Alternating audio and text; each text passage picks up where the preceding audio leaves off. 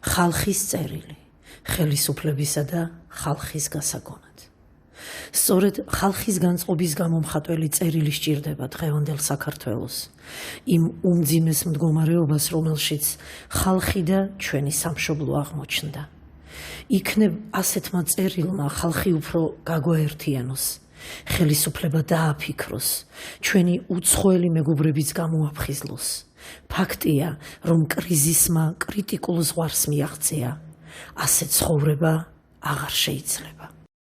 3000-ზე მეტმა ადამიანმა მივიღეთ მონაწილეობა ამ წერილის ჩამოყალიბებაში და ეს არ არის მარტო ჩვენი აზრი. დიდი მადლობა მეცნიერთა ჯგუფს, რომელმაც შექმნა ჩვენი აზრით ამ დროისათვის ერთ-ერთი უაღრესად საინტერესო და დამაფიქრებელი ქვეყნის განვითარების კონცეფცია, გზა ცივილიზებული სახელმწიფოსკენ. ჩვენ სწორედ ამ კონცეფციის ირგვლივ ერთიანდებით, სწორედ მეცნიერთა იმავე ჯგუფმა გადაამუშავა ჩვენი მოსაზრებები და გამოაქვეყნა სათაურით. ერთად დავამარცხოთ სიყალბე და პოლიტიკური მაფია. არ შეიძლება ვითმენდეთ ამდენ ტყუილს, ვითმენდეთ იმას, რომ სიყალბეში გვაცხოვრებენ. როდემდე უნდა ვითმინოთ ყოველი არჩევნების წინ დაპირებული ოქროს მთები და რძის მდინარეები და რეალურად ვუყუროთ ოქროვერცხლში მცხოვრებ ხელისუფალთ, რომელთათვის ჩვეულებად იქცა ხატოვნად რომ თქვათ რძის აბაზანები. ვაჭარბებთ ამ შეფასებებში, არა გვგონია. როცა გავეცანით მეცნიერთა დასკვნებს იმას თუ როგორ გვაცხოვრებენ ჩვენ და როგორ ცხოვრობს გაქსუებული დემოკრატია, რას გვაჭმევენ ჩვენ და რას მიირთმევენ თვითონ, რას გვიკრძალავენ ჩვენ და როგორ თვითნებობენ თვითონ, შემაძრწუნებელი სურათი მივიღეთ. თუმცა ეს წერილი მაინც არავის წინააღმდეგ არ არის მიმართული და კონკრეტულად არც არავის იცავს. ჩვენ გვინდა ხალხის ინტერესი იყოს დაცული, იმ ხალხის ინტერესი, ვინც ესწრაფოდა დამოუკიდებლობას, ვინც საკუთარი სისხლისა და უფლის ფასად მოიტანა დამოუკიდებლობა და ვინც დღეს სიღატაკეში ცხოვრობს. ამ წერილის ადრესატი ხალხიც არის და ხელისუფლებაც. ჩვენი სურვილია ხელისუფლებამ იგრძნოს პასუხისმგებლობა და პასუხისმგებლობა ვიგრძნოთ ჩვენც, ხალხმაც, რადგან ხალხი ათამამებს და ათავხედებს ხელისუფლებებს, როცა აძლევს იმის უფლებას, რისი უფლებაც არ აქვს.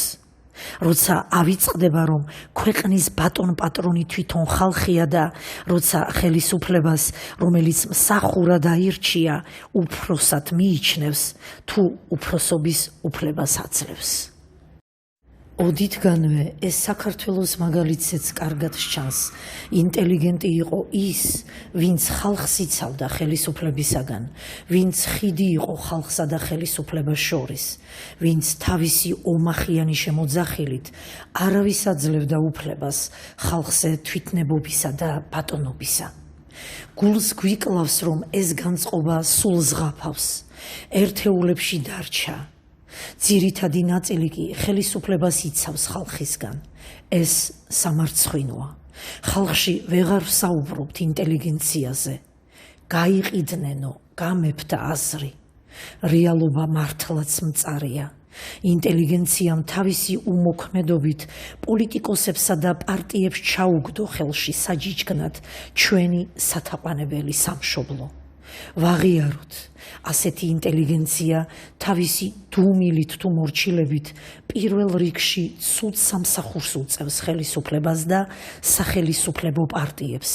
ისინი უკონტროლონი ხდებიან, მთელ ძალაუფლებას იგდებენ ხელში, რაც ხალხში მათ მიმართ სიძულვილს აძლიერებს. თუ არა ეს, როგორ უნდა ბედავდეს ხელისუფლება ისეთი ანალიზების იგნორირებას, რომელსაც წლების განმავლობაში მეცნიერები აქვეყნებენ პრესაში და უგზავნიან მას.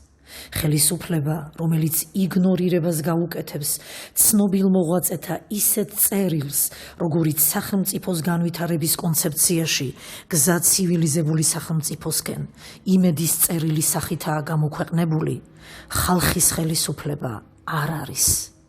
როგორც ჩანს, ასეთი შინაარსის წერილებს 2005 წლიდან ყოველწლიურად უგზავნიდნენ ქვეყნის პირველ პირებს საქვეყნო ცნობილი ადამიანები და აქვეყნებდნენ პრესაში.